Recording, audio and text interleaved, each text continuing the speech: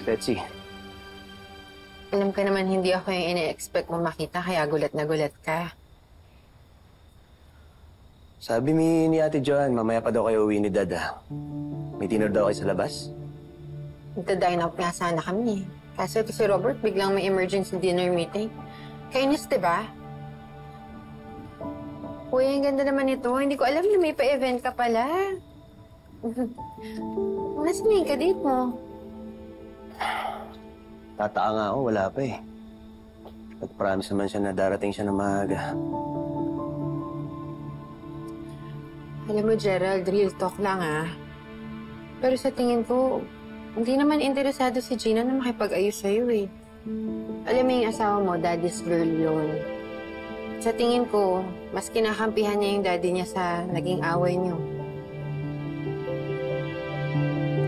Kaya nga sana gusto ko magkausap kami para maayos namin yung problema. Alam mo, ikaw ang bahala. Pero kung ako sa'yo, huwag ka na umasa. Kasi tanggapin mo man or hindi, mas importante kay Gina yung trabaho niya at yung daddy niya kaysa sa'yo.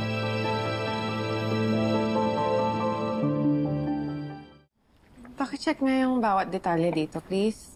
Tsaka kung kaya matapos ngayon, I would really appreciate it. Okay?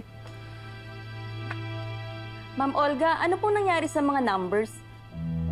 Malayo po to sa sinabit namin sa inyo dati. Oo nga po eh. Anong ibig niyo sabihin? Kasalanan ko, ganun ba?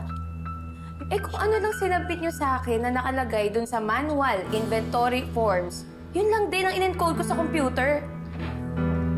Pati yung mga chilag niyo dati.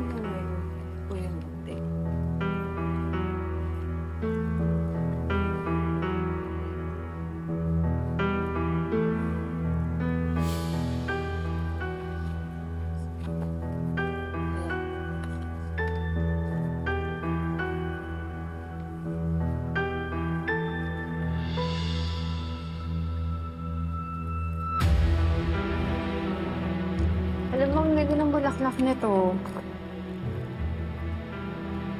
Sayang.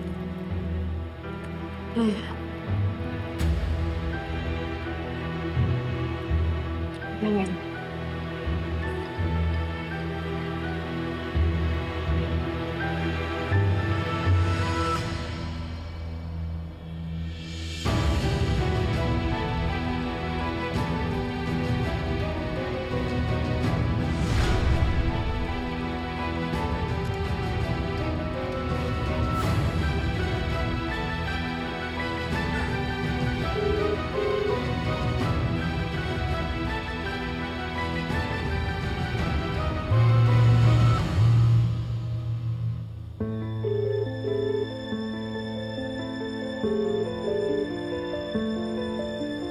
Mahal, sumagot ka naman.